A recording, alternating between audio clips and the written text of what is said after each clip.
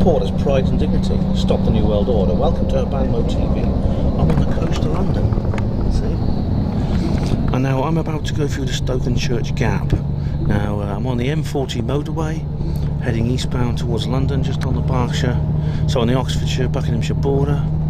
And the motorway cuts through the peaks of the Chiltern Hills.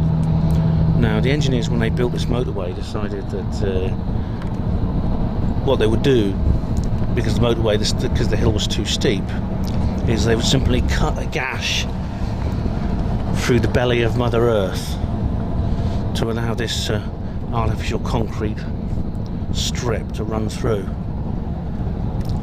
in order to cut down the travel time between Oxford and London by 10 minutes. As we go through here, we see, I don't know how much you can see now. I did a special film about this actually a couple of years ago. It's probably easier on this side. You can see the flesh of Mother Earth there, the chalk bedrock of the area, and above it trees and other things. It's easier to see because they've got skylights in the coaches now. They blasted out all this, and then they drove this road through here, and there's a bridge, even a bridge going over there. Excuse me. But anyway, my ears pop a bit when I come through here because the road goes up so steeply. The road still is a steep climb, going into Buckinghamshire there. The road's still a steep climb, and it's still you still get your ear popping in your ears. Anyway, today I'm going to London, and the reason I'm going to London is for two purposes. I'm going to see Anthony Peake live, and I'm going to do some research on the alien autopsy. Now, if you don't know what the alien autopsy is, I'm not going to give a big description of it now. I'll say more about it later, but suffice to say there are links in the description box, as usual, to two radio shows I did on this subject. After that, we're going to go, later on this evening, we're going to go and see Anthony Peake live at the College of Psychic Studies. Now, this is interesting. Now, Anthony Peake is a researcher who has come up with a really very unique view on his spiritual research. He's a spiritual researcher, a bit like Graham Hancock and various other people like that, and Dr. Peter Fenwick and people like that. But the difference is his own spiritual research has led him to discuss areas and a view of reality which is totally different to anyone else's. He's written several books. I've read two of them. One's called The Daemon, D-A-E-M-O-N, and another is called Is There a Life After Death? Now the answer excuse me, the answer to the question in the title is yes, but not in the way you might think. So I'm very much looking forward to seeing that. I'll say more about it later on what he talks about, but I know he tackles subjects such as deja vu, because in his view we live lives over and over again. We live the same life over and over again with slight differences, and when you experience deja vu, you're literally experiencing a past life memory. And that's extremely interesting because I myself get deja vu and there was one day a few months ago I had like 4 or 5 different periods of deja vu in the same day, and I asked Anthony about it, and he said, that's a sign that that's a major change in a past life. Some major changing point happened on that day. Well, it turned out to be a fairly ordinary day. I mean, there was a big thunderstorm. Maybe in my past life I got struck by lightning, I don't know. But it was interesting. I mean, Anthony's been a guest on the Autopsy radio show too, several times. So please, links in the description box. You can actually listen to Anthony speaking himself. Another thing he talks about is doppelgangers. Now, a doppelganger is a very strange thing. It's a German word. It literally means your walking double, and it's where you come across an apparition that looks exactly like you.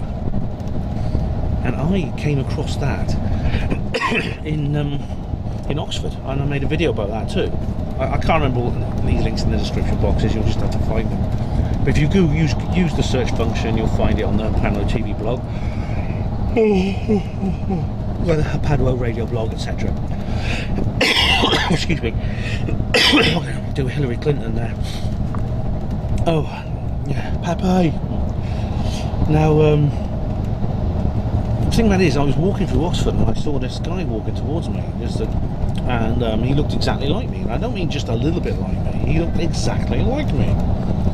Now, of course, there are always people who resemble other people. I mean, you know, I have a very close likeness to the pub landlord, Al Murray, which is very, very well noted. But this guy didn't just look a little bit like me, he looked exactly like me. Now, I was a little bit nervous because several other people have seen doppelgangers and reported seeing doppelgangers, like such as Abraham Lincoln and Percy Bysshe Shelley, the poet. Now, on both occasions, those men died very soon after they saw their doppelganger. And there is this idea that if you see your doppelganger, it's because you're shortly about to die. Percy Shelley saw his in his bedroom in his friend's house in Italy, just before he went out with his friend on a sailing trip, and the boat sank. Abraham Lincoln saw his doppelganger just before he was about to go out to the Ford Theatre to watch My American Cousin, that fateful evening where he was shot by John Wilkes Booth. It was probably a false flag event, but that's a story for another time. So yeah, I was very careful crossing the road on my way home, put it that way.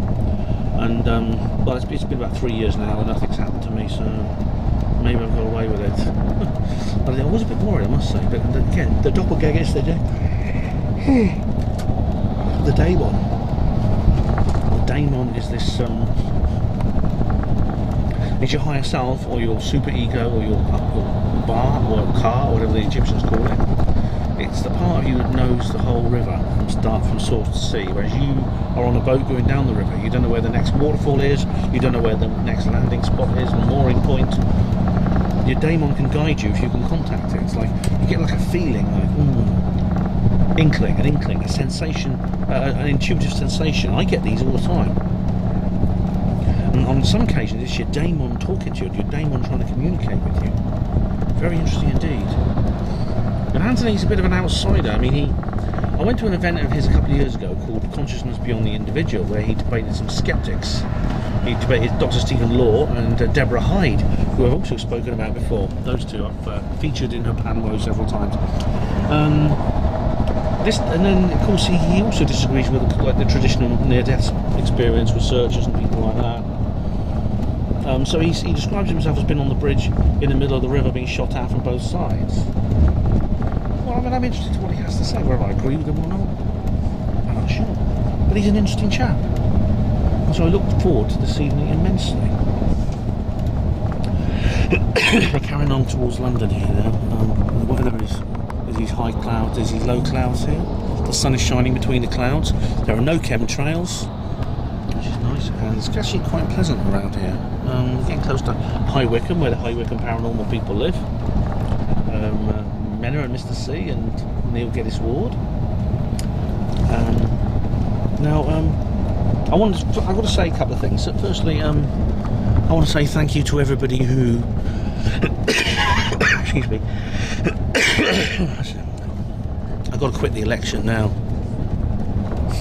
I want to say thank you to everyone who's been cooperating with me over the reply to comments videos. Most of you guys who watch seem quite happy to go along with it. A couple of people don't like it, but it's become a necessity. I want to say how nice everyone's been to me generally. Because there's a lot of nastiness out there on the internet. There really is. I'm really quite shocked by it all. And I mean, I've had some really horrific hate mail over the years. Things I would not repeat to you now. And it's all sent anonymously, of course, because people can do that. People who would never dare stand in front of me and say the things they've said to me have been sending me anonymous abuse by email and other things. Calling me everything they can think of. And I think to myself, well, the thing about it is different internet users experience these things differently. I'm a big ugly ex-hospital porter, as I keep saying. I can put up with it. I can take it. But I do... Maybe that's why they leave me alone now. I've not had any real serious internet abuse for quite a while. I've had a couple of people slagging me off in terms of writing things about me, which are not addressed to me, but that I consider a different matter. Oh God, this person wrote like a 33-page... They wrote a 33-page article on this website, right, about how awful I am. I've covered this on a Panmo voice, so you can find it there if you want to have a look for it. I'm not going to just use the various search terms, you'll find it. 33 pages of PDF just slagging me off. Just saying how evil I am. And of course, these people never actually, as I said, they wouldn't dare to stand in front of you and say these things because they're so gutless. They're a bunch of gutless little wimps. Bullies, like school bullies who pick on the little kids, even more so though, because they attack people with complete impunity. I've been thinking about this a lot lately because I've subscribed to a channel. Well, I actually subscribed to it many years ago and sort of forgot about it, and the person just stopped uploading for a number of years. Anyway, she started to upload again.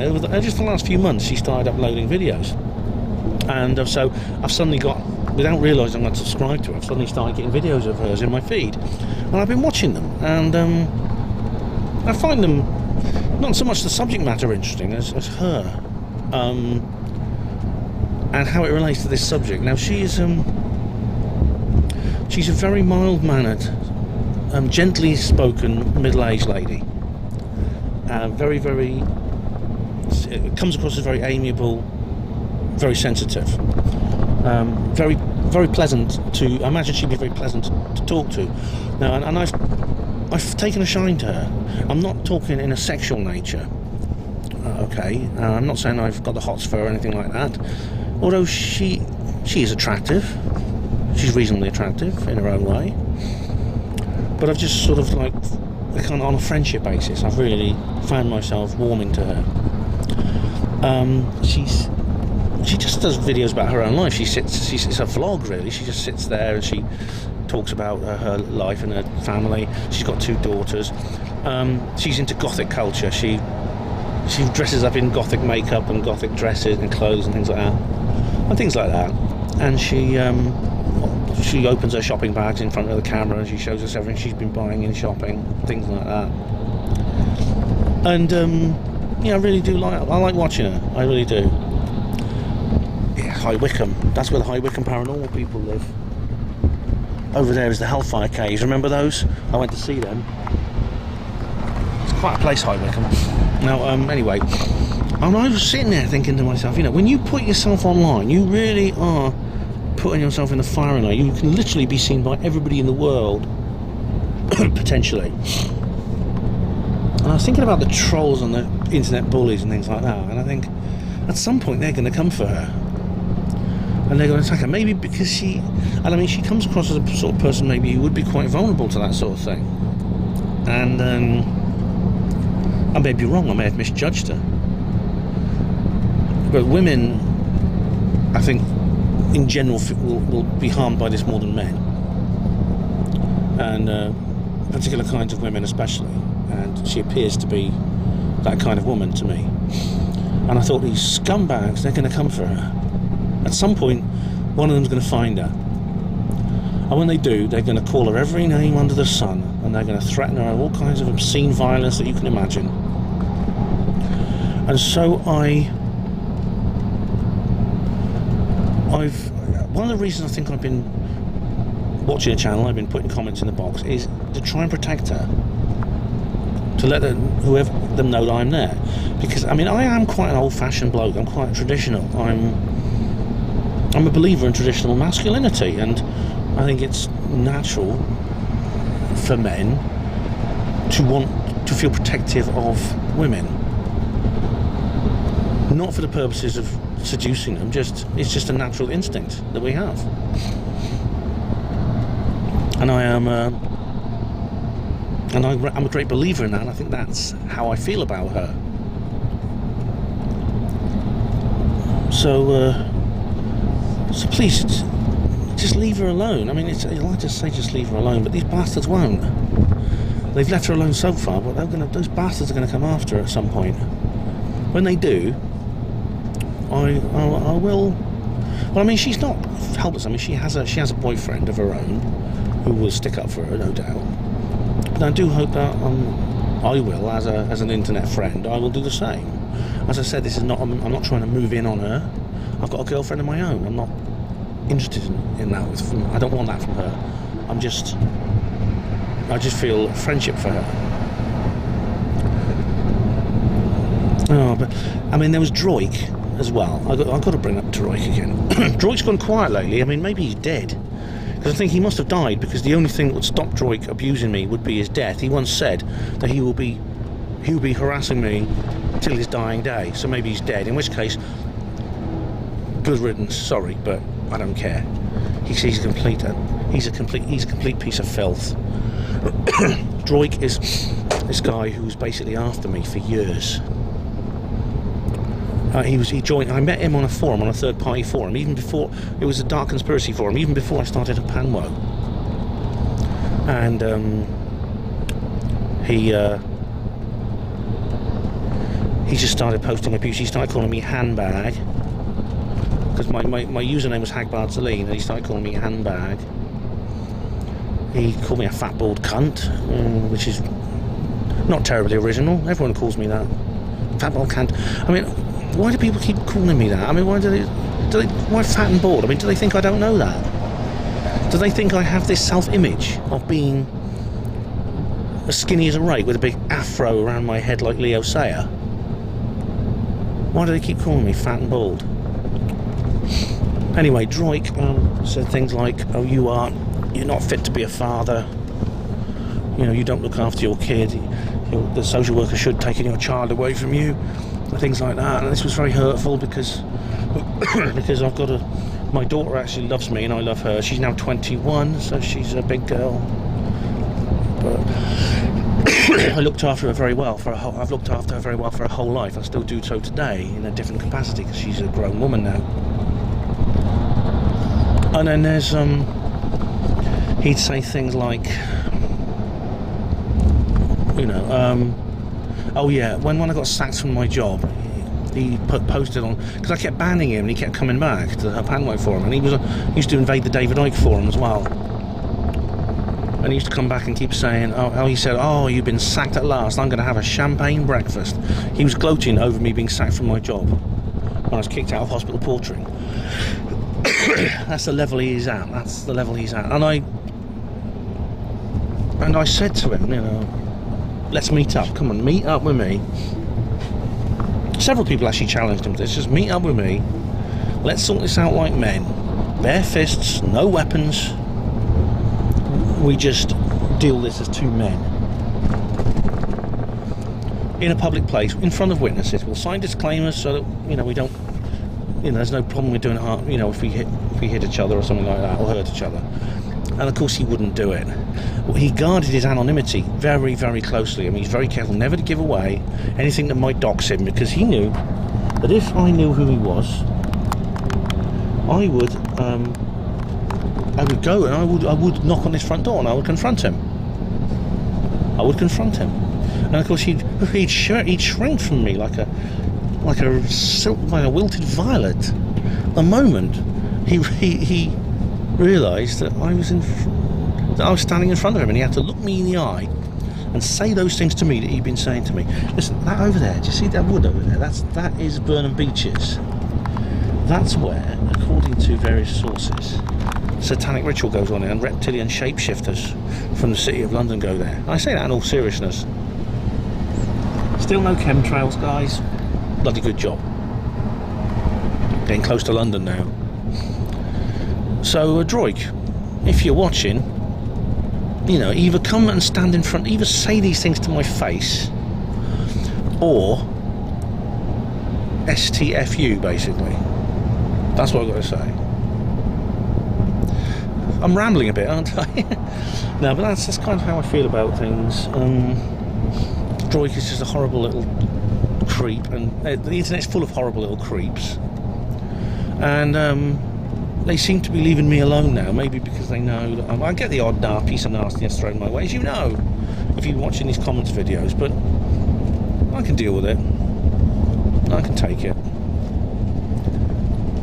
It's sad because some people might get chased off the internet by things like this. I hope the lady I spoke about earlier, who I'm not going to identify, I hope she won't be, and I know that lots of people will be there to protect her if that happens, if she feels she can't deal with it herself, which she might not be able to. I don't know. Okay, we're getting close to London now, so I'm going to just stop filming for a bit.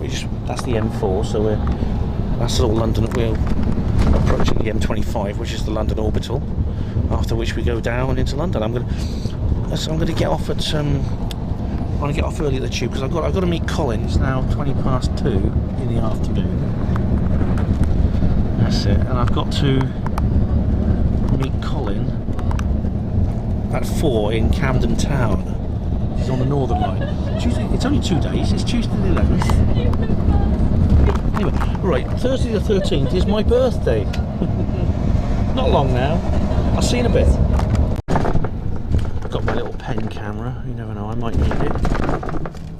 It's coming into London now. I don't know much you can see out the front window, but there's some big buildings coming up ahead.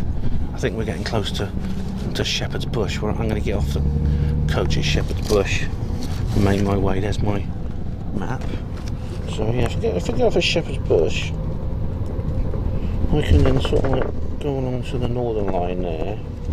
I'll get up to Camden town. I get there a lot sooner because time is of the essence, because me and Colin, we've got an awful lot to do today, so we're going to have to use our time carefully. Just here, look, there's a big signal red building up ahead. That's not where I'm getting off. Now there used to be on this fence here, right? They've cleaned it off now, but they put up new fence. They used to have lookup.org, put some graffiti there, and it was there for ages.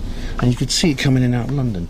I don't know if that was Olga Raffa and her team, Alex Longman and what's the other lady, Mona Norman. But I know that the lookup.org calls it anti-chemtrail campaigners, and they put graffiti there, just on the, not damaging anyone's property. It was on a temporary builder's barrier, so good for them. That's a good way of getting information out. It's a great shame that graffiti's gone now, but yeah, well done to them, that's what I can say. I'll keep my eye out for any more. This is already ripped. Oh, good grief, what a waste of money this bag was. I got myself a new bag. I bought it for £5 at the Bullring in Birmingham on my way back from Probe. I tell you what, that guy saw me coming, he really did. I'll have to get another one now. Oh, even big ugly ex-hospital porters can be taken advantage of sometimes.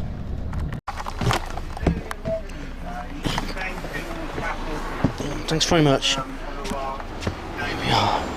Right, I've just arrived in London. I'm gonna head this way. Got some friends who live near here. Oh, a bit of sightseeing for you. Something from my Hapanwo London Truth Tours. That is a Hilton at Kensington. And it's in one of these bedrooms up here that David Icke had his experience where he kept feeling there was a presence with him, and he turned and he said to whatever was there, look, if there's anyone there, please contact me because you're driving me up the wall. It was in this hotel here. Yeah, nice, isn't it? The Hilton. The flag's flying up there. That means that Paris is in. Probably drying out one pair of knickers over the radiator in a luxury suite. Okay, gonna head off now to the Underground, the London Underground.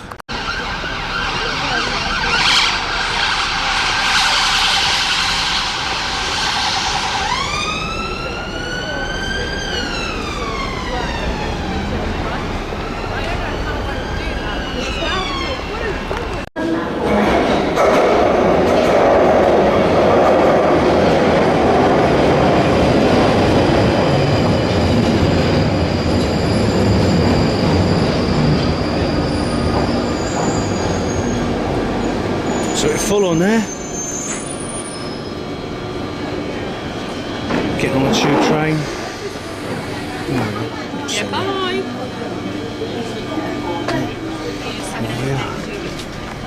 Carriage, please move towards the front doors to leave the train.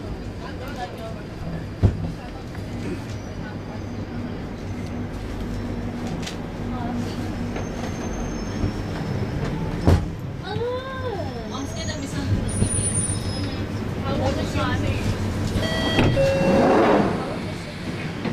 station.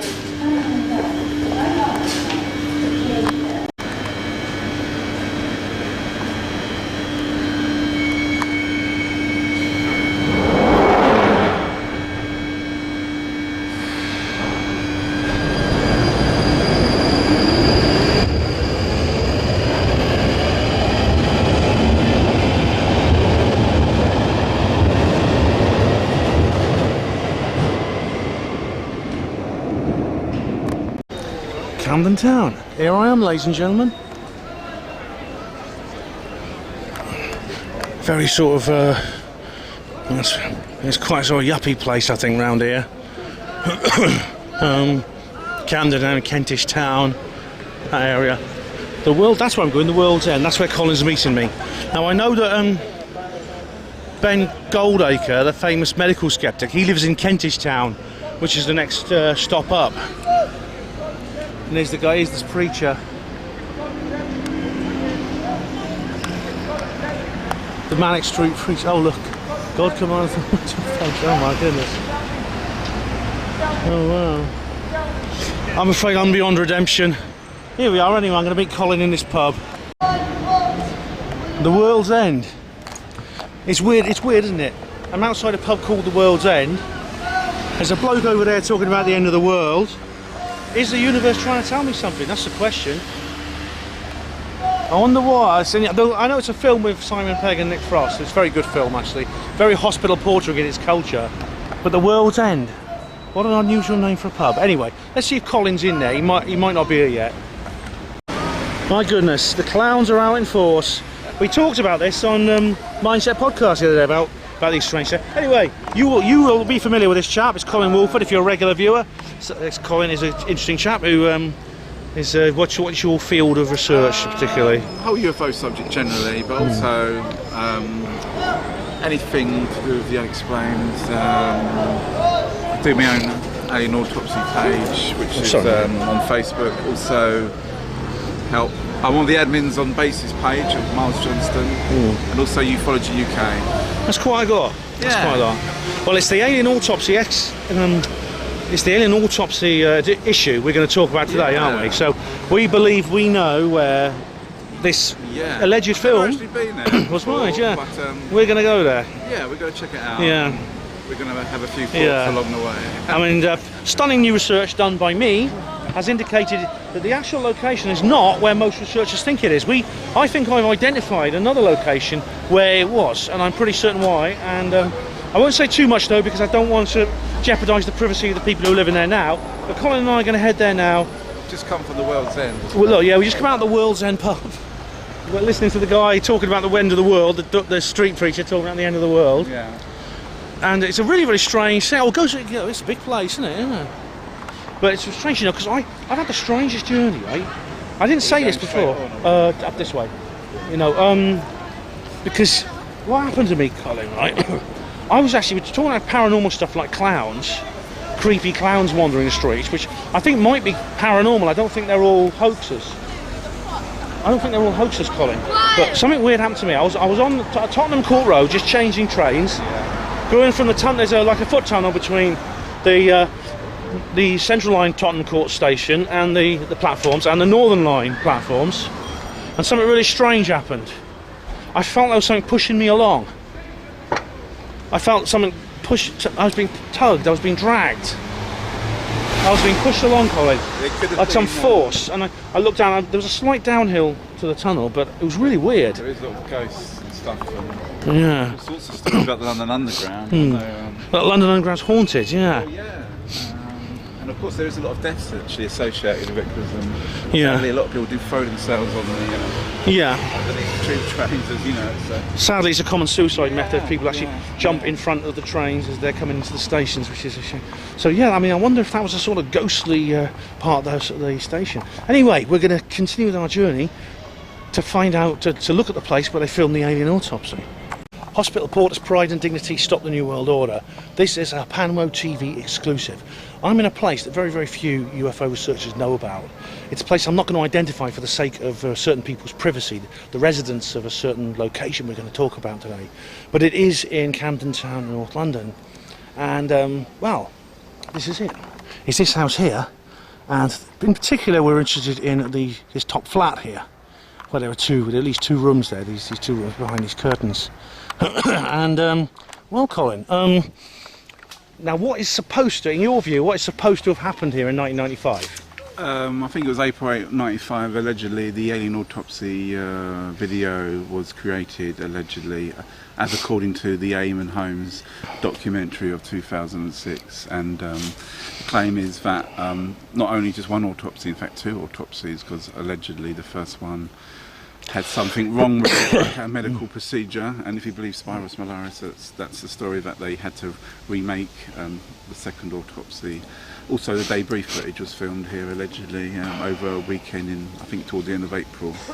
I have to say, I don't actually subscribe that this was a house which was responsible for the alien autopsy, because if you follow my page on the Facebook Alien Autopsy Analysis, I'm of the belief that it's actually deception. It's smoke and mirrors, and that nothing actually happened here. I'm not saying that someone didn't live here. Maybe Spiros did. Maybe.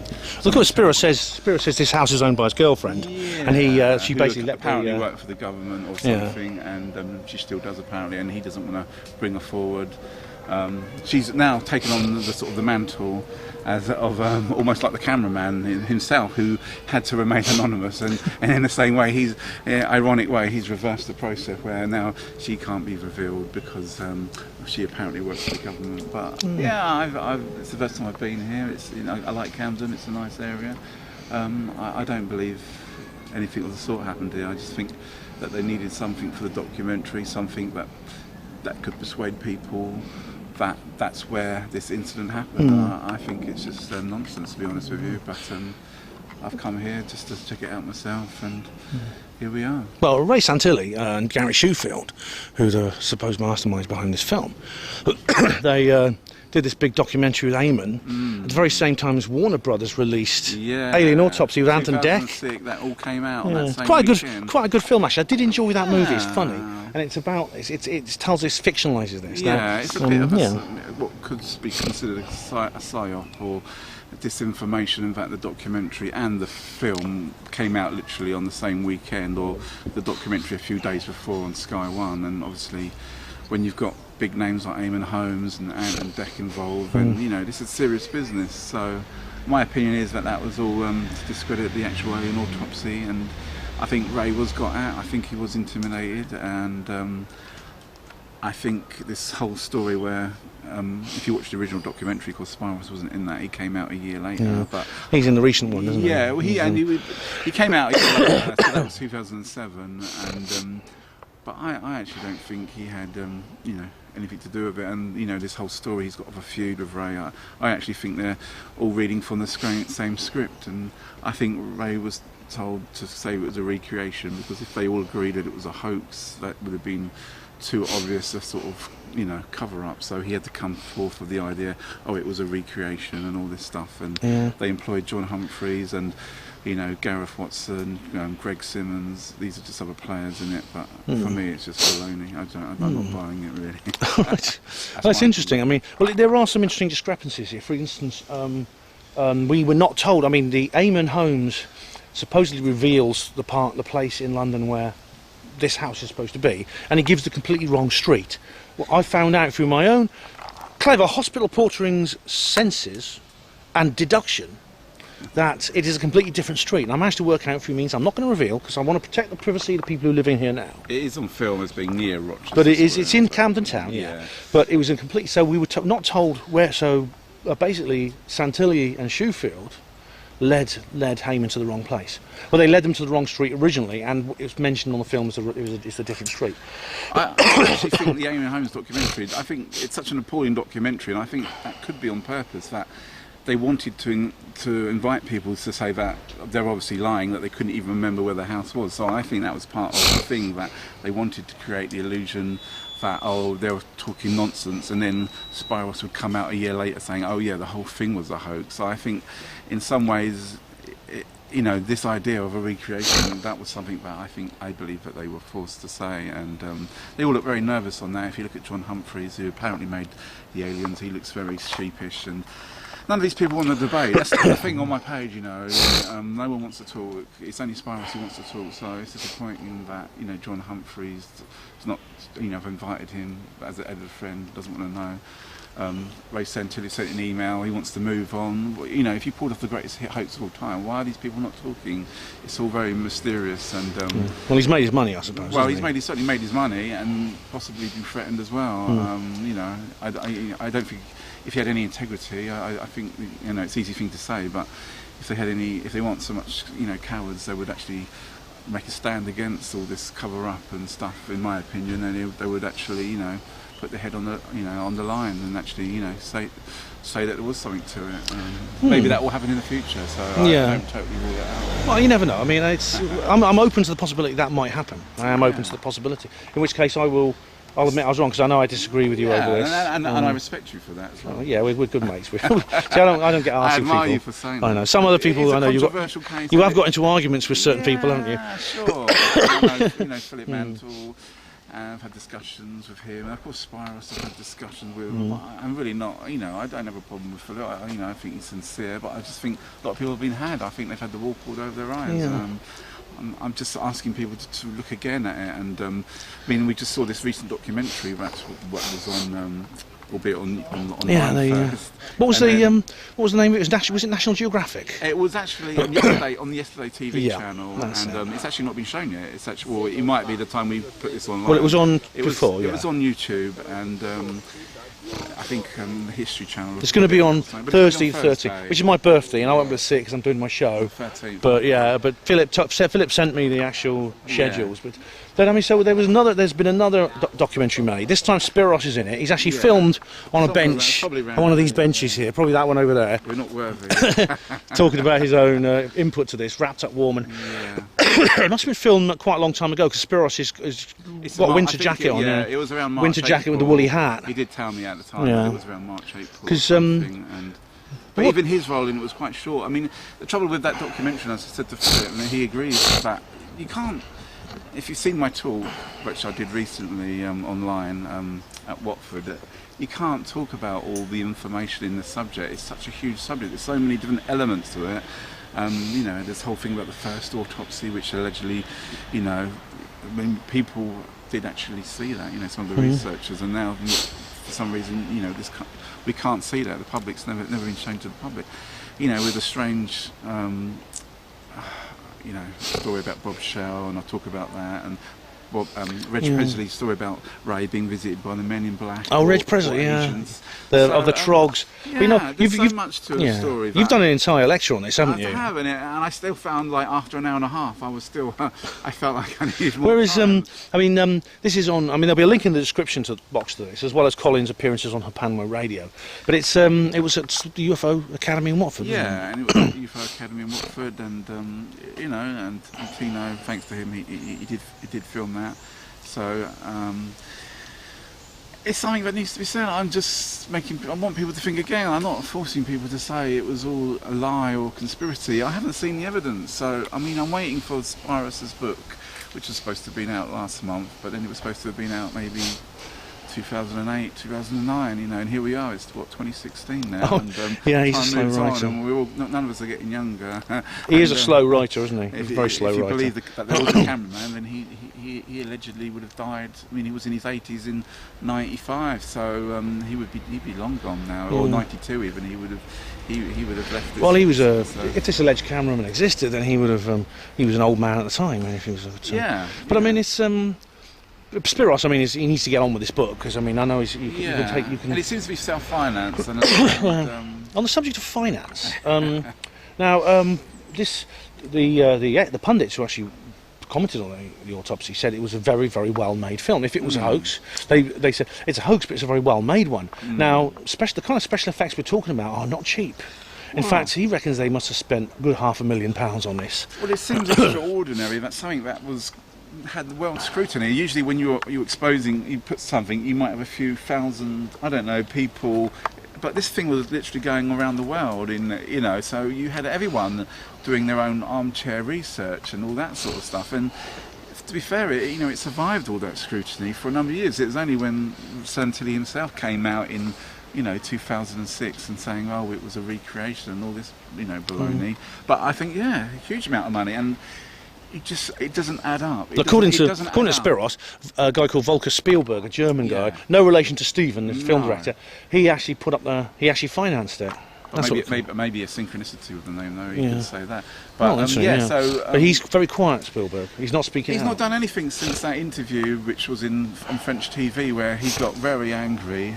But then my theory was that my theory at this moment in time is that they were got at, that everyone was got at, and that there was extra footage, that there was a debris site, and that was footage of the debris site, and there was also allegedly maybe footage of Truman on. I mean, it's one thing having footage of an alien autopsy, but if you can actually prove that with an appearance of someone who looks uncannily like President Truman, that's going to be beyond denial on anyone's case. So I do think whether the real story of the cameraman is true. I mean, I was just reading recently. I mean, in Tim Shawcross's book, and it's a good point, that why bring up why make it even more difficult for the hoax scenario by inventing all this story about this cameraman and his career in the army? Wouldn't it have been easier just to say he was giving it to someone? That would have saved the hoaxers so much more information, and that they had to concoct all this story about like General McMullen and all these other parts of the story. Why not just say, well, I was given this and I've by an army cameraman? But he actually gave names and dates, and he said he was involved in the Trinity test film shooting and the Ramjet helicopter, so it's not a straightforward hoax. I know people like Nick Redfern have said that. There's a lot more to it. There is some strange thing on the cameraman thing. It's just hilarious because what happened, according to Santilli, they went and they wanted to get an interview with the cameraman, so they had no cameraman. So they managed to get hold of this guy who used to be an actor long time ago in the 1940s. He was sort of semi-famous actor, and he used to star with Lionel Barrymore and people like that. Tramp off the street. Yeah, he'd fallen into poverty since then, and he was basically homeless. And they approached this man and said, "Look, could you want to do one more acting job? We'll pay you. Here you go." And he said, "Yeah." And they gave him a false nose and stuff like that. But I mean, Colin, he was going from the sublime to the ridiculous. I mean, there are discrepancies, I'll admit, with this issue. But in your view, I mean, we'll have to direct listeners to your particular lecture, because you did an hour-and-a-half lecture on this, and this is on UFO Academy Watford. But in your view, are you saying that nothing was done in this house, and that the actual... No, other than being some sort of, something to convince people that people always need to see something. If you can physically show someone, this is where it was done, and blah, blah, blah, and you have people... It's conspiracy. For me, it's not just Santilli. You've got Humphreys, you've got Shoefield, you've got Spiros, you've got Simmons, you've got Watson. So you've got all these people. They've all pre-agreed on some sort of other, some sort of misinformation, disinformation. That's my opinion. So I don't think that anything happened here. It may be that some intelligence agent lives here, or maybe Spiros did have a girlfriend who works for the government. Yeah. I'm sure, he didn't say what department she was in, did he? Well, was it MI6? Well, apparently, the question is, though, Colin, I mean, so in your view, that alien autopsy footage, the famous alien autopsy footage, in your view, it's not a hoax, it's real. Do you think it's a real alien? As far as I haven't seen any evidence to say that it's not. I haven't seen the evidence. I know Phillips says that he was shown around Spiros' house and he'd seen evidence or something, and I know that there is certain footage that exists of the debris footage being cleaned up, and Spiros has shown that, but that doesn't, for me, prove anything. I do believe he's under the auspice of the intelligence agencies, basically, so I actually think it's genuine. Yeah, I do think there is some genuine nature to it, but I just don't think you could fake it, to be honest with you. Yeah, well, that's fair enough. I mean, if you believe that, and you have put together a very well organised lecture on this issue. I mean, my own view is that it's fake, but the reason it was faked, or at least the reason the footage was actually streamlined on its way to success, the fake footage, was to cover up was to act as a poisoning wellish. I mean, I think it was what happened was in a few years later, the Russian one, 1 year later, there were several that came out of Russia. Yeah. But I'm thinking particularly the alien interview. Now, Victor Nevada on YouTube. Now, he's not with us today, but he knows all about this. Okay. Yeah. Victor Nevada. Now, what happened is that they knew when the Soviet Union collapsed in the end of the 1980s, early 90s, KGB, they lost all their files. And basically all these files ended up on the black market, including top secret ones. Anyone with the right price could get hold of a UFO file. And some of the evidence in these files is absolutely astounding. I mean, there's KGB footage in its original can, certified KGB footage from the 1960s that shows saucer crashes, that shows autopsies, that shows all kinds of things like this. Now, I think the authorities knew this was at large. It was out there somewhere. They didn't know where it was, but they knew that people had it, were willing to sell it to anyone who could put up the money. That's if you're keeping a secret of UFOs, that is a very, very precarious situation. And then, of course, there was the alien interview, which I think is real. I'm almost certain that's real. What they're going to do, if this stuff got into the media, they'd be held to pay. So what they had to do was put out something else that was then proven to be fake, or maybe shown to be fake, which would then muddy the water, so that when the real stuff came to light, people would go, oh, it's another fake alien video. Students make them, dear. Turn over the football, will you? Yeah. I don't know why students get blamed for all these things. But Colin, I mean, we're gonna have to leave it there because we've got other things to do tonight, and we got to actually go somewhere else because we're doing more interesting things tonight, aren't we? It's two for the price of one. Is it Anthony Peake? We are. We're going to go and see Anthony Peake. We're going to head for Kensington now, which is at the other end of London. And we're going to get the tube train again. I hope no ghost hands push me along this time. And we're going to see the famous Anthony Peake. So stay tuned, ladies and gentlemen. Or is that the right word to use for television? Or, yeah, stay on this channel. Do not touch your dial. It's an alien cat. It is. It's the one. This is the one that Joe Dunn on Mindset Central keeps an eye on. Yeah, that's the disclosure cat. Yeah. Well, actually, right. I've just put now. According to your opinion, on that top floor, there's two top floor windows behind me. You can see in front of me. The alien autopsy was done or wasn't done. But what's interesting is, the ground floor, yeah. The ground floor. No, it was definitely a top floor. Okay. Well, no, Eamon said it was the top floor, okay. and then the guys pointed to the top floor. Okay. But what's interesting is that house. I don't want to say too much about where I am, but this house is no longer divided into flats. It's just one single property. So that's it. So if it's Spiros's girlfriend, then she's obviously decided not to put it in the flat. I've got an idea though, Colin. Right, if that house, I'm going to keep an eye on this, right? Because if that house ever comes up on the market or out to let, we want to go and pose as potential red tenants or buyers. Yeah. We can pretend to be a gay couple or something. Well, they could put or we could put a blue plaque up there and then charge people exorbitant amounts of money. There may be to come visit. Yeah. There may be a plaque on that one day. Yeah. Yeah. Well, if Spiros's book is a bestseller. But anyway, we can go and say, oh, Colin, let's have a look inside. Oh, this is wonderful, Colin. What do you think? Look at the bathroom; it's so big. Yeah, we can. The tub's big enough for the two of us, dear, or something like that. We can pose as potential buyers or tenants, but we must not mention the alien autopsy. So if I turned up in an alien replica mask, it wouldn't go down to no. What I'd be interested to know is if the estate agent or letting agent would actually tell us. Yeah. That's what would interest me. Yeah. Anyway, ladies and gentlemen, it's in that house there. Maybe or maybe not, the alien autopsy was filmed there. So thank you very much. We're going to now go and see Anthony Peake. Now, the important issue whenever we come to a conference is, are we wearing T-shirts that are appropriate? Yeah. Now, you were wearing your Trans Central KLF T-shirt, yeah. Right. With the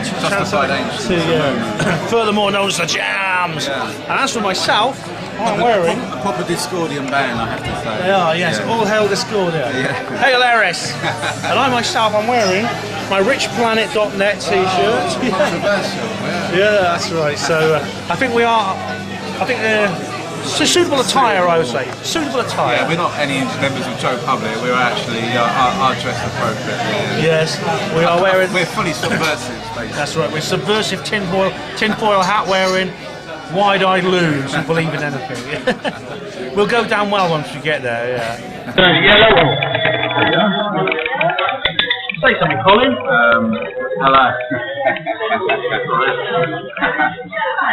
We're secretly filming. Yeah. This is a secret pen camera. I used this in Scotland. Oh, wow. So I'm going to do a bit of filming inside the College of Psychic Studies. I won't upload anything, so that might breach someone's copyright or privacy. I'm just curious about. That would have been good when Ray Santilli was showing his film back in '95 in his office. You could have smuggled that in and done and you could have got footage of that. The unseen circle, obviously, that would have been quite clever. That would have been a good thing. It's quite something, isn't it? I mean, like, because to do 2 options talking, they must have had to pay all that money again. Because did they dispose of the dummy? Supposedly. And then get another one, supposedly. They cut them all up and put them in bins around London. We both of them. So that means John Humphrey's had to kill another one. I know. Which means he'd have charged. Sounds like a tall story. Yeah, well, there are problems with this issue. I mean, like, Spiros said that about the 2 dummies, right? But the 2 dummies. But to be honest, I mean, could they really have afforded to do it twice? Because they'd have to give John Humphrey's another $100 grand, wouldn't they? To do another one. It just seems like another thing that doesn't add up. It just doesn't seem plausible. Just stretching, the truth, or I don't know. Yeah. But, I mean, that was another 15-16 minute video as well. That's what you can remember. Yeah. There are discrepancies. There are discrepancies just in their stories. And why create all the debris footage? Remember, that's another 2 minutes of film footage, which just shows you would have to make all the props and all the stuff and all the hand panels. Get the guy's soldier uniform. It just seems too much hard work for something that was filmed in 3 days. I'm not having that at all, really.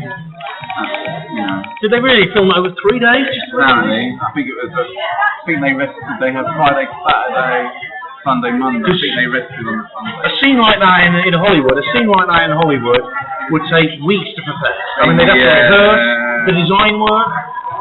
Yeah. I mean, in the Anton Deck movie, they have them doing it over like 2 days or something. That's impossible. Yeah, exactly. There are discrepancies, I'll admit. I would say that too much, and someone would have blabbed or something, and even the tent footage was supposed to have been shot in that flat, so you had like half of the room cornered off or whatever. But on the actual debris footage, you can actually see the wind blowing. So they obviously left the window open. They're claiming that was, creating that effect, and I don't know. It's just too much effort. If you're going to host something, you make it very simple, or you just don't keep adding bits onto it, because each bit you add on, it could potentially bring you down. Like the whole story, like the backstory of the army soldier, of the on camera, sorry. Why even invent that? That would have been much easier to say, well, I just suddenly found it, or I had someone who actually gave it to me. Why invent all the backstory of all the, the actual cameraman and all the names and everything? It just seems to be the bigger story you make, the more chance you have of being found out. Yeah. That's a good point. I mean, I hope the video and audio quality is alright. When a noisy cut, because I want to save the battery on my main camera thing. I want to save the battery. So what I'm hoping to do is, if we go there a little bit early to see Anthony Peake, and maybe they'll give us a little tour or something of the place. Maybe. You never know. What do you know about Anthony Peake anyway? I've probably heard him talk before, but I don't know much, if I'm honest. But is he talking about consciousness and stuff like that? I think he's, as I understand it, sort of trying to explain away really all the anomalies and paranormal, I guess.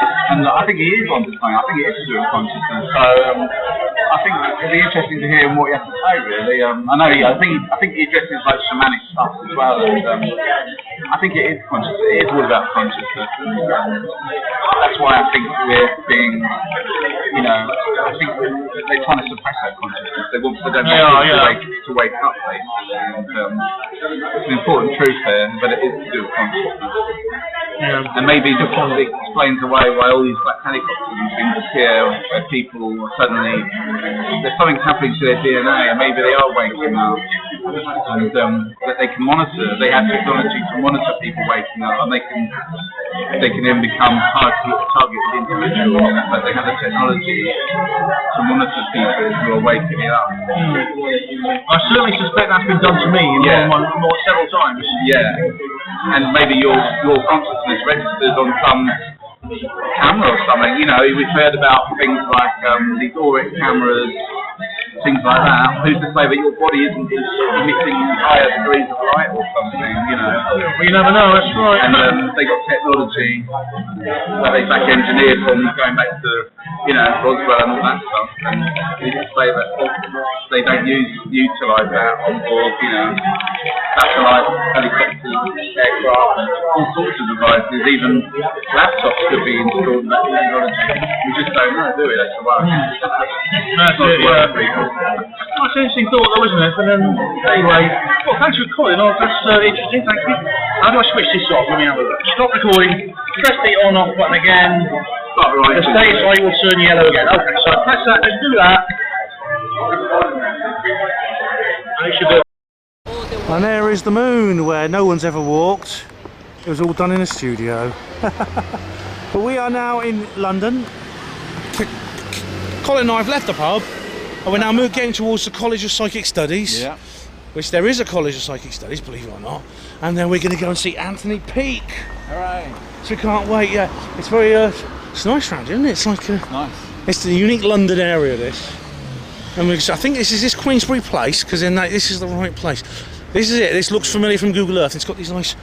I tell you what about London, right, Colin? I noticed it on the house. It's a small version of the house where the alien autopsy was supposed to be filmed, right? Or filmed, or supposed to be filmed. But it's just this sort of Georgian architecture. Yeah. I really like it.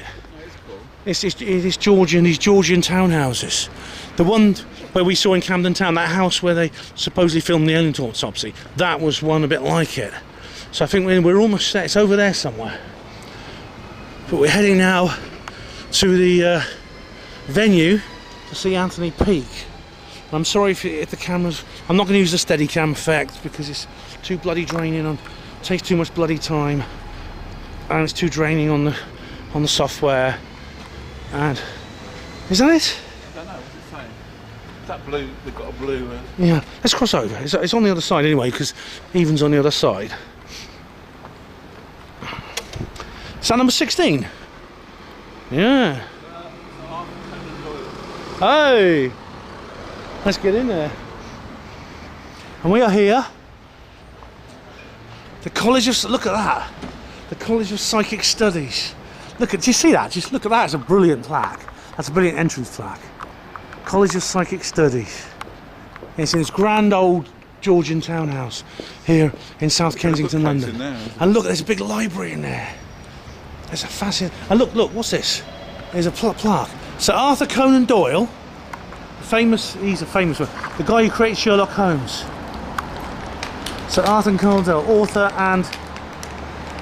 What's that say? Spiritualist. 1859 to 1930. President of this college from 1926 to 1930. Yeah. College of Psychic Studies. History here, ladies and gentlemen. I mean, this has got to be a place to go, even if you're a Sherlock Holmes fan. Yeah. This has got to be a place to go. So it's an absolutely magnificent building. We're going to go in there now. White stucco walls, Georgian architecture on the grandest scale. So we're now going to go in there and we're going to listen to a lecture by Anthony Peake. It's a big place. I hope we can find our way around. I hope so as well. Yeah, but I'm very excited. I'm very excited, yeah. Okay, so see you later. I'll let you know how we get on. There's some amazing pictures there to see. I'm in the London College of Psychic Studies. Hi, Colin. I've never seen pictures like these before. I've never seen any pictures like these before. It's amazing. Yeah. Look at these. They're beautiful, absolutely beautiful. These pictures of the spirit. Oh, cool. Yeah, it would. Yeah, it would be. So you booked us in? Oh, I'm alright, mate, I'm fine. Yeah. You ready to find? Yeah. Oh my gosh, yeah. You're fine. Do you drop that, Colin? Is that yours? That's right. Oh.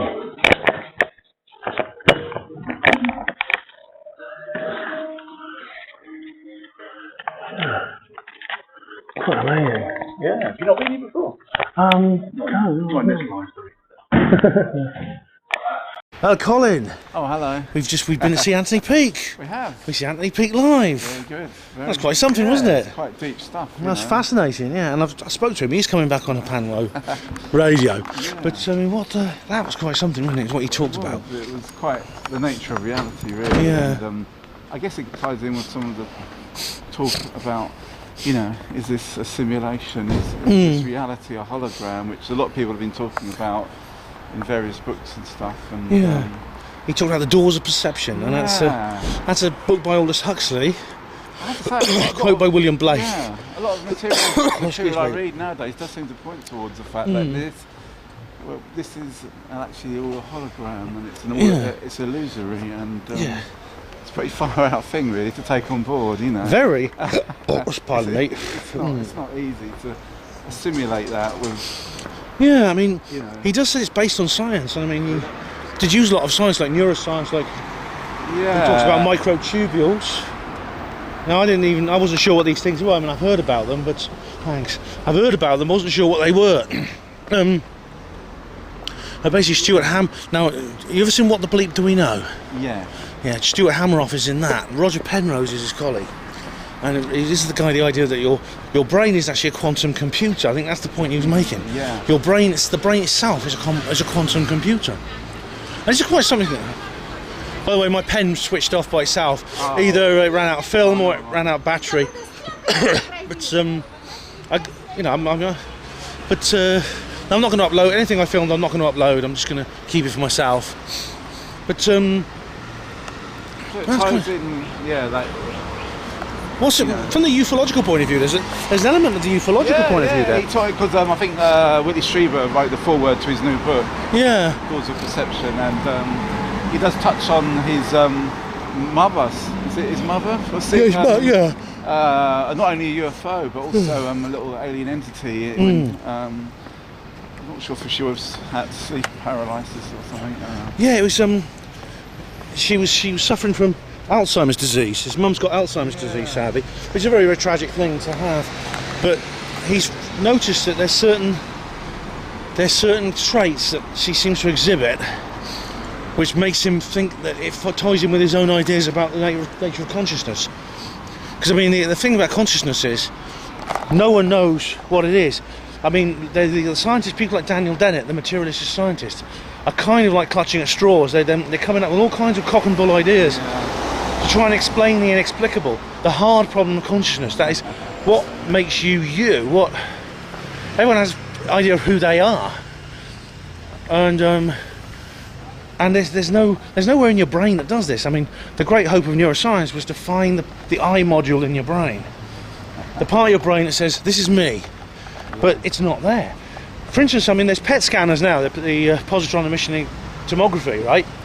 They can read your thoughts. I mean, we get to the point where your mind can be read by a computer, and they know where the thought goes. They know which particular thoughts appear in different parts of the brain, but there's nowhere that the scanner can pick up where that thought originated from. You see what I mean? It's It's heavy. This is what's crazy. Yeah. It's not something. Yeah, that's it. I mean, it's weird. I mean, like you. And the holographic thing is like really incredible. I mean, David and I talked about this, about our bodies being holograms. Sure. You know, because I mean, your thoughts have thoughts. How come, right? Your thoughts can influence your body. Like if you think a certain thought, it can have effect on your body and cause. your body chemistry to change that can create things like the fight or flight mechanism or sexual arousal, which shouldn't be possible because your body can't read your brain, can it? I thought So what's going on? Right, we're at the tube station. Yeah. Which tube are you getting on? I'm going to get the Piccadilly. I'm going up to Leicester Square. Oh, you're going to cinema again. But I mean, I thought that was fascinating, Colin. I thought it was very good, and I wish everyone had an opportunity to see it. And it's worth checking out his book. Definitely. It's like I say, it's tapping into a lot of what other people are saying, and the nature of reality, and everything to do with consciousness, and maybe we're much more powerful than we realise. Like we are creating this reality. I think we are, yeah. Well, it's like I personally found that very interesting, and I'm looking forward to Anthony's book. I'll be saying a few more words in a minute, but when I'm contemplating by myself. But basically, the book's not available yet, but it will be soon, and I'm very, very glad. So, right, Colin, we're gonna head up. Got to go home now. Yeah. Hello, everybody. I'm on the coach again. See, I'm on the coach. Except it's about 9 o'clock at night, and it's time to go home.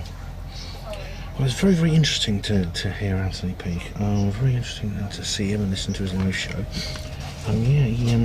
He takes a broad approach, as he says, to the various things, the various subjects he talks about.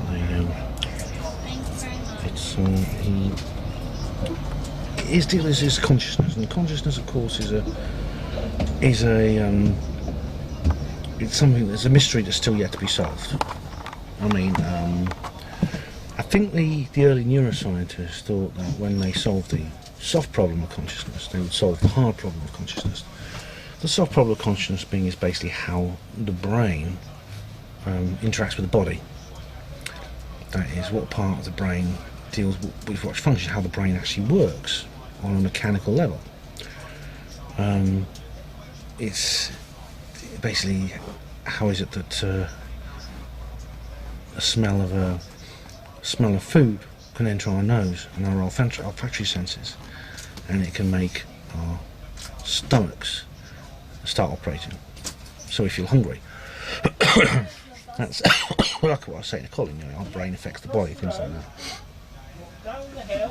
And the hard problem of consciousness is very different. The hard problem of consciousness is how is it that inanimate matter, cells, electrical signals create what's known as qualia, the sense of being.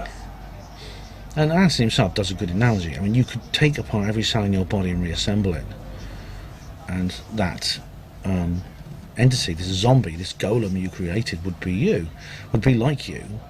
It would function, but it wouldn't have a consciousness. It would be what's known as a consciousness zombie. Your unconscious twin. It might even be able to speak and utter certain sentences, but it wouldn't be able. It wouldn't be self-aware. Maybe self-aware is a good example of what is consciousness. There's a good book actually called The Soul of Anna Klein, and I can't remember what the name of the author is. It's a very, very good book, The Soul of Anna Klein. There's also this thing called binding, which is where if you see a red ball bouncing down the street, that's it's motion. So a different part of your brain deals with that than a static object, and how those two interact is a great mystery. It's known as binding. Now,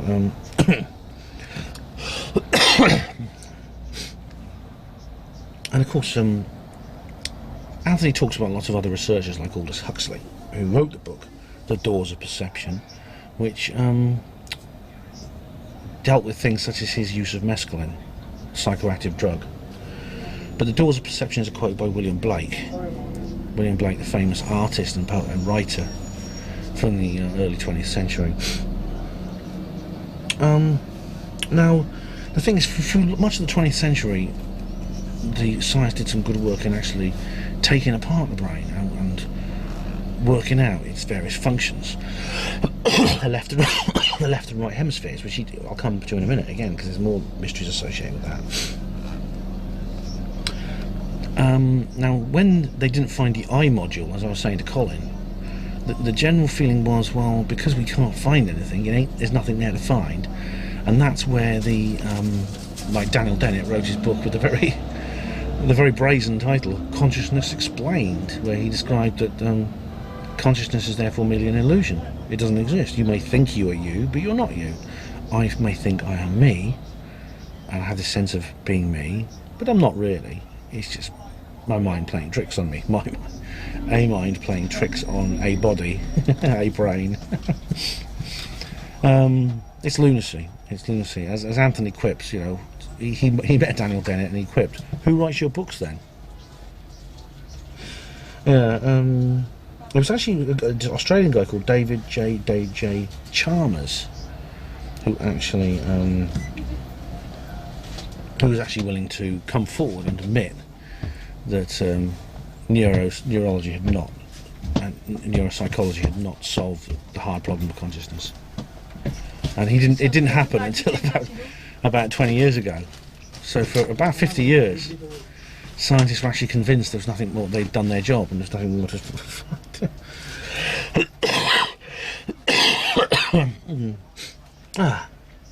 I mean, Susan Blackmore goes along with Dennett's ideas. She says, "Oh, it's imagine yourself without consciousness. Imagine your consciousness is like trying to imagine a fridge without the light on, and you pull the door open. When you look at it, it's there." And he gives the example of the colour red in the film Schindler's List. It's a very famous film, a black and white movie by Steven Spielberg. There's only one item in that entire movie that is not in black and white, and that is a girl with a red jacket, a young girl, and she's got a bright red jacket.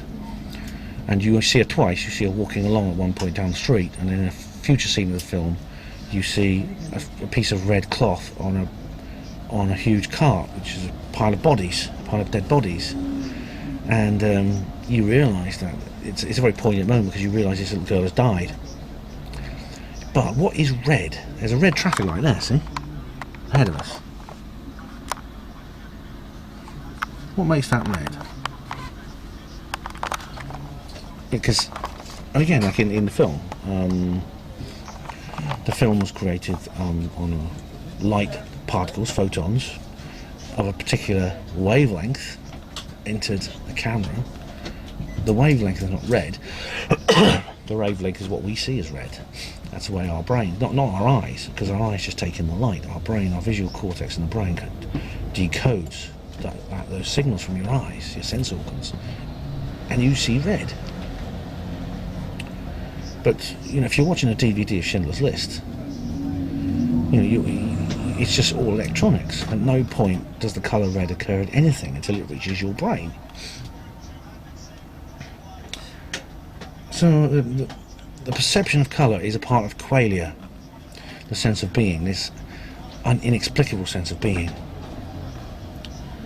And one thing he talked about as well was a guy I've heard of before, Stuart Hammerhoff, because he's been in a film, What the Bleep Do We Know?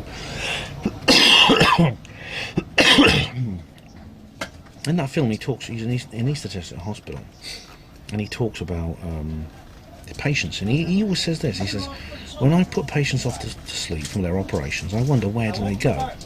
Because when people have an operation and they're under anaesthetics, they're not asleep, they don't have dreams. If you've ever had an operation, you've been given a general anaesthetic, you'll know this. You just drift off into unconsciousness, and it's like being dead temporarily. You come out of your unconsciousness and you are lights come on, and like the lights, you suddenly wake up. You suddenly illuminate yourself. Very synchronous stuff. And you suddenly find yourself illuminated.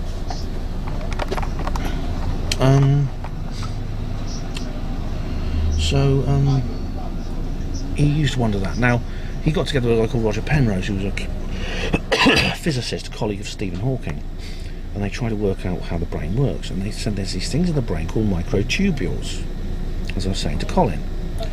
And they thank you very much. And the microtubules, he believes, make the brain a quantum computer. This is a computer whose processes go on in more than one universe, in the quantum superposition, which effectively gives it infinite computing power. In Oxford right now, they're trying to build quantum computers, real ones, which we can use, which would be fantastic because they would have infinite computing power. Now, He also then goes on to talk about the God helmet. Now, this is something invented by Michael Persinger, a Canadian scientist.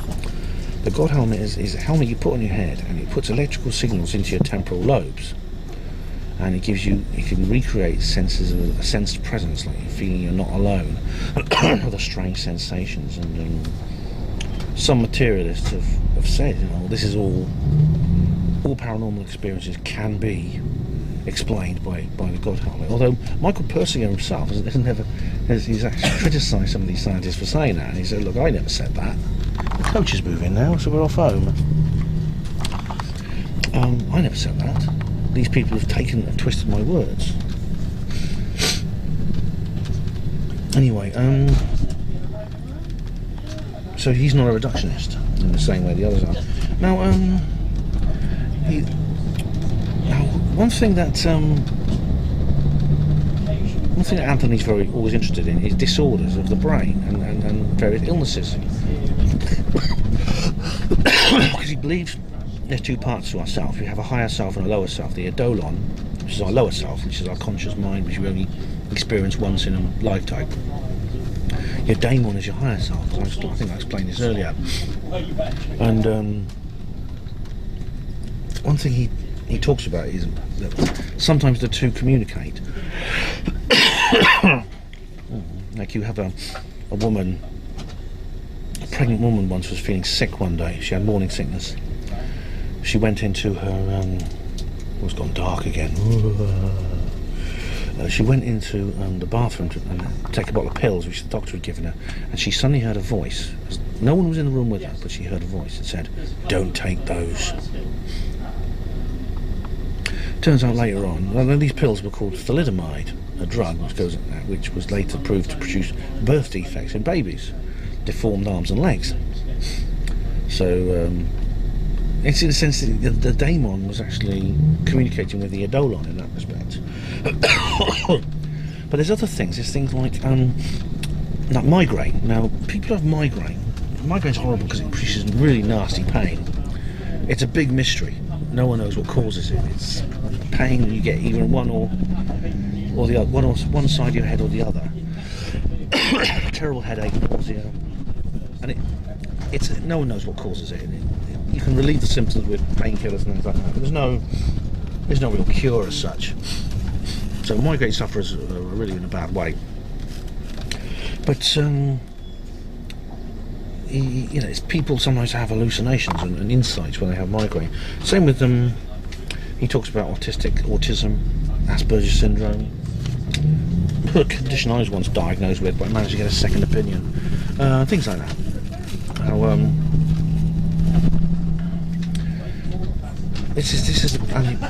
Now he's talked about those before in previous books, but in this book he talks about Alzheimer's disease. Because sadly his own mother has Alzheimer's disease. I mean, she must be pretty old, because Anthony I think is in his early 60s, so his mum must be pretty old. She's got Alzheimer's disease, and she goes through periods of lucidity. Like one moment she's just almost normal, and Alzheimer's patients often experience periods of lucidity, especially towards the end when they're about to die. And what he suggests is that Alzheimer's is actually the receiver, the brain. He compares the brain to a receiver of consciousness and information, rather than a generator of consciousness and information with a filter. And he says that the reason people get Alzheimer's is the receiver starts to malfunction. Your brain, you can no longer download information and consciousness from wherever consciousness or information comes from. And you gradually become more and more bad at that, until eventually the brain can no longer function and you die. But he says his mum is like, goes between being normal and then semi-normal and then back to being completely confused again, not even recognising her own son. And then suddenly she'll suddenly imagine, it's almost as if she fell asleep in 1974 or something, and she's suddenly woken up. She'll go, Anthony, what's going on? We were sitting watching TV, watching Morecambe Wise on TV with your dad. Your dad died for ages. And then suddenly, I'm here, they kidnapped me. And so, Anthony, you sound old, you're not really my son. See? Weird, isn't it? Funny thing is, his mum has had UFO sightings and encounters with aliens similar to Whitley Strieber's. In fact, Whitley Strieber writes the foreword to Anthony's new book. Now this is an odd thing because, like, this is, I think this is, as I was saying to Colin, I mean, this has enormous implications for ufology. If, for something, whatever effect of the brain it has, it makes it easier for us to perceive the UFOs and aliens when they otherwise would be hidden from us. Now, he also talks about other things to do with the brain. For instance, Michael Gazzaniga, who's a guy in the 60s and 70s, he tried to cure people's epilepsy by cutting their brain in half, by cutting the corpus callosum between the two hemispheres of the brain. Now, it helped with the epilepsy, but what it also did was it created two people. Like, the two parts of the brain became two very different personalities. Now, your left brain, which can speak, maintained this power of speech, but the right brain became almost a separate entity with its own, with a will of its own, which is normally dominated by the left hemisphere. The right hemisphere started breaking out, becoming independent. For instance, it would use the left hand because the right brain controls the left visual field and the left hand, the left side of the body. When a man was asked what he wanted to do for his next job, he said, "Oh, I want to be a qualitative investor," or something boring like that. And the right brain protested by opening up the board with his left hand, opening up a box of Scrabble and taking the pieces out and spelling out the word motor racer. So obviously the right brain has a much more exciting prospect, it has much more exciting ambitions than the left brain. There's lots more. He talks about the film Awakenings. The film Awakenings with Robin Williams. It's a very, very brilliant film. Very, very sad, very poignant, about a group of people, some old people who'd had seizures when they were very young and had fallen into catatonic states, and he finds a drug to cure them, and they come round and they're like really amazing. They're normal again, although they're old, and they were like teenagers and young kids when they suddenly wake up and they find they find they're old people living in a world very, very different to the one they left, where there's cars and things like that and other kinds of technology, and a lot of the family, the people they love, they're dead. You know, their parents are dead, sometimes their brothers and sisters are dead, died of old age. It's very sad because the drug only has a temporary effect, and the people eventually go back. Robert De Niro plays one of the patients. They eventually go back to being catatonic. It's very sad indeed. But there's an awful lot. He talks about children's sightings and the myelization of the brain, and about how when children are young they see imaginary friends. Now, people laugh at children and their imaginary friends, but we shouldn't. There's two brilliant films you've got to see, actually. One's called Harvey, an old film with James Stewart, and another is a more recent film with Rick Mayall called Drop Dead Fred. Those two films are really, really good because they're about the imaginary friend phenomenon, about how we should take it seriously. We shouldn't laugh at children when they say these things. I think that children they have not yet, their minds have not yet solidified into the filter that they have when they're adults. So, but and he talks about Charles Bonnet syndrome, which I'll have to look up. I didn't quite grasp everything he said, but I will look that up when I get home. There's lots of other things I have to look up here. But basically what he's saying is, the universe is a simulation. Our brains do not generate consciousness. Our brains download consciousness. Our birth is not the beginning of our life, and our death is not the end. And basically, who we are is very different to what we've been told we are by official sources.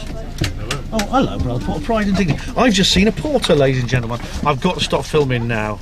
Okay. So, anyway, thanks for... this is a porter here. Do you mind being on the Panmo TV? No. Oh, you're not? Oh. Anyway, that was Anthony Peake, live in London. Hospital Porter's Pride and Dignity. Stop the New World Order. Well, I've just got home, and I'm sorry we were interrupted there, ladies and gentlemen. It's just when a hospital porter walks in the room, everything else stops. Everything. You understand? Nothing matters except that hospital porter. But just anyway, to let me conclude over the alien autopsy thing. As I said to Colin, I think the alien autopsy was fake, but there are several discrepancies with it, which Colin very rightly points out. I think it was faked. It may not have been faked for a particular purpose, but I think it was streamlined on its way to success for a purpose. So, all in all, it's been a good day. I've really enjoyed it. I've had fun. Been a bit of an adventure. So, thanks. I want to say thanks to Colin for joining me. Thanks to Anthony Peake for a brilliant lecture. And thanks to you, of course, our Panwo TV viewers, as always, for watching. Hope to see you on the next video. Hospital Porters, Pride and Dignity, Stop the New World Order.